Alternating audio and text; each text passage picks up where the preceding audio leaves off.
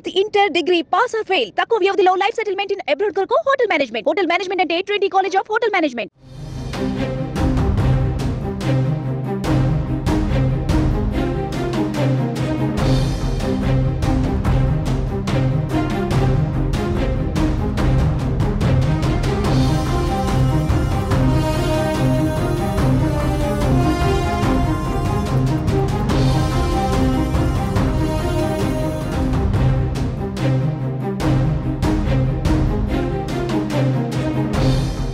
ఏపీలో కొలువుదీరిన చంద్రబాబు ప్రభుత్వం తొలిసారిగా కేబినెట్ సమావేశం నిర్వహించనుంది. ఈ నెల 24న ఉదయం 10 గంటలకు ఎన్డీఏ ప్రభుత్వం తొలి కేబినెట్ సమావేశాన్ని నిర్వహించనుంది. ప్రభుత్వ ప్రాధాన్యతలపై సీఎం చంద్రబాబు దిశానిర్దేశం చేయనున్నారు. అయితే తొలి కేబినెట్ సమావేశం కావడంతో ప్రభుత్వం తీసుకునే నిర్ణయాలపై రాష్ట్ర వ్యాప్తంగా ఆసక్తి నెలకొంది. సోమవారం ఉదయం 10 గంటలకు సీఎం చంద్రబాబు అధ్యక్షతన జరిగే ఈ భేటీలో ప్రభుత్వ ప్రాధాన్యతలపై మంత్రులకు ఆయన దిశానిర్దేశం చేయనున్నారు.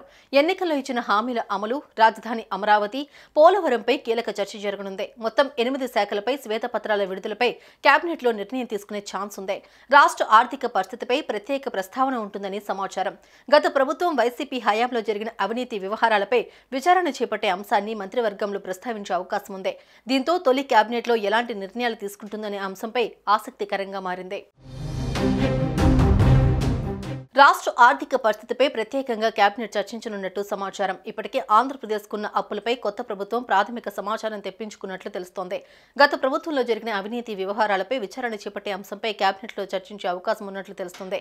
ఇక వీటితో పాటు ఎన్నికల సమయంలో టీడీపీ కూటమి అనేక హామీలిచ్చింది. ఈ హామీల అమలుపైన చర్చించనున్నట్లు తెలుస్తోంది.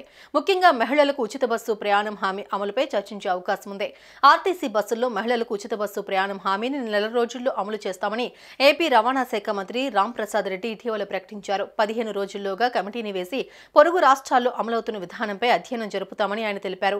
కమిటీ నివేదిక సమర్పించిన అనంతరం నెల రోజుల్లోనే ఉచిత బస్సు ప్రయాణం హామీని అమలు చేస్తామన్నారు. ఈ నేపథ్యంలో ఉచిత బస్సు ప్రయాణం హామీ అమలుపైన కేబినెట్ భేటీలో చర్చించే అవకాశం ఉంది.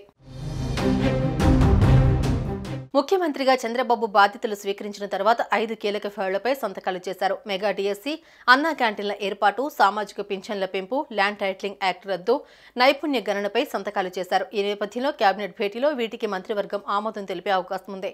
అలాగే కేబినెట్ భేటీలో చర్చించాల్సిన అంశాలపై ప్రతిపాదనలను వివిధ శాఖల నుంచి ఇప్పటికే సేకరించినట్లు సమాచారం. వీటిని క్రోడీకరించి మంత్రివర్గం సమావేశం ఎజెండాను రూపొందించనున్నారు. సుమన్ టీవీలో మీ పర్సనల్ అండ్ బిజినెస్ ప్రమోషన్స్ కోసం కింది నెంబర్కి కాంటాక్ట్ చేయండి.